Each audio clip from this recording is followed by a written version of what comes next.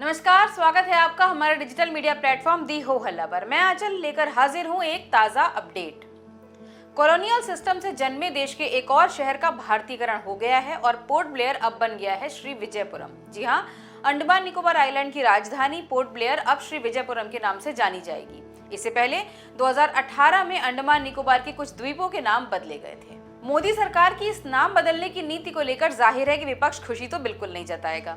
अब port Blair का नाम बदला गया है तो फिर विपक्ष की नाराजगी के सुर गूंज रहे हैं। इस पर बात करेंगे, लेकिन पहले आप ये सुनिए कि गृह मंत्री अमित शाह ने इस पूरी प्रक्रिया के बारे में क्या कहा।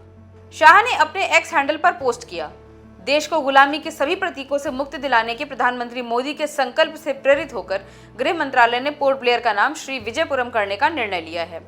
श्री विजयपुरम नाम हमारे स्वाधीनता के संघर्ष और इसमें अंडमान निकोबार के योगदान को दर्शाता है। अब इसके थोड़ा बैकग्राउंड में चलते हैं, जिसकी शुरुआत हुई थी 2018 से। साल 2018 में प्रधानमंत्री नरेंद्र मोदी ने नेताजी सुभाष चंद्र बोस द्वारा भारतीय धरती पर तिरंगा फहराने की 75वीं वर्षगांठ के अवसर पर पोर्ट ब्लेयर के मरीना पार्क में एक जनसभा को संबोधित किया था। इस दौरान उन्होंने सभी लोगों से मोबाइल की फ्लैश लाइट चालू करने की अपील करते हुए कहा कि मोबाइल की फ्लैश लाइट चालू कीजिए और नेताजी को सम्मान दीजिए। इसके बाद प्रधानमंत्री मोदी ने वहां मौजूद लोगों से सुभाष बाबू जिंदाबाद के नारे भी लगवाए। मेरे साथ बोलिए, नेताजी जिंदाबाद, नेताजी जिंदाबाद, नेताजी जिंदाबाद।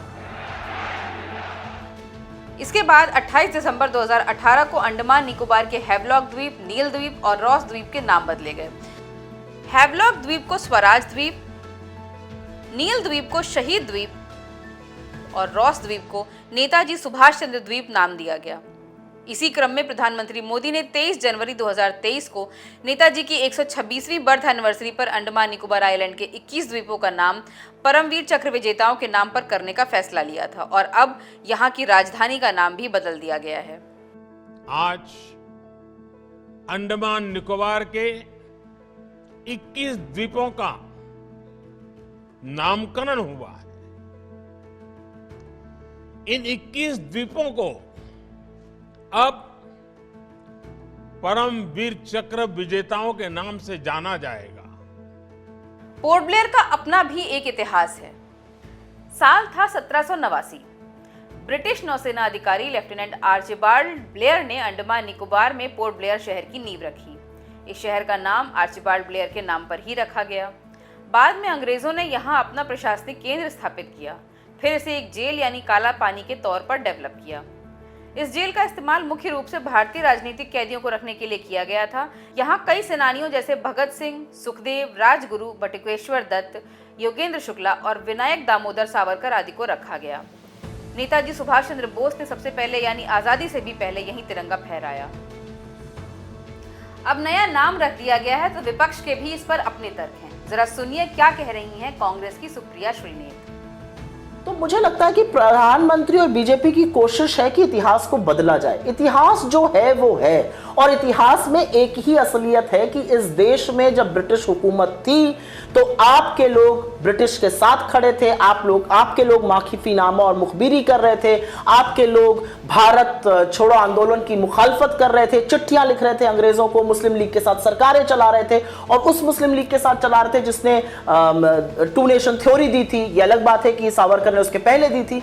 तो आपके लोग ये कर रहे थे और मैं तो सिंपल चीज पूछती हूँ ना, पंडित नेहरू ने 9.5 साल जेल में बिताए, उन्होंने तो डिस्कवरी ऑफ इंडिया लिखी। लाला लाजपत राय ने लाठियां खाई, भगत सिंह सूली पे चढ़ गए, सुभाष चंद्र बोस का हुआ, सरदार पटेल ने इस देश की 500 से ज्यादा रियासतों को जोड़ के किया। आपका क्या योगदान था? आपके एक नेता का नाम बताइए जो झंडा लेके चल रहा हो। आपके नेताओं ने तो तिरंगे को अशुभ मानकर 53 साल उसका तिरस्कार किया। तो मुझे लगता है ये इतिहास है और इस इतिहास को आप कितनी भी बदलने की कोशिश करिए, घटिया पिक्चरें बनवा के, विवादित बयान दिलवा के, ये बदलेगा नहीं। पक्ष विपक्ष की राजनीतिक बयानबाजी तो चलती रहेगी। फिलहाल आप अपनी जनरल नॉलेज अपडेट कर लीजिए कि पोर्ट ब्लेयर का नाम अब श्री विजयपुरम हो चुका है।